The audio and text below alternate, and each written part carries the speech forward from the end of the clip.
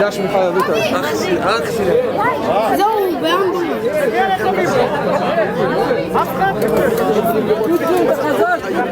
הוא לא ידע שזה ייגמר כאן חבר'ה, אבל זה לא נגמר בטוב. שאתם יכולים לראות מה שקרה, מפנים אותו באמבולנס חבר'ה, מפנים אותו באמבולנס כי הוא אכל יותר מדי. תראו מה אנשים עושים בשביל כסף חבר'ה, זה לא יאומן, הכל בשביל 20,000 חבר'ה. אל תלמדו בפנים, אל תלמדו בפנים. מקווה שלא נקרא לו עקבה. גם אני.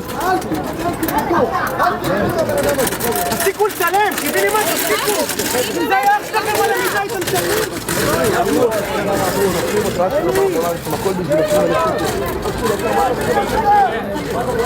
פייט קרם פונה, אבל הוא הצליח את האתגר.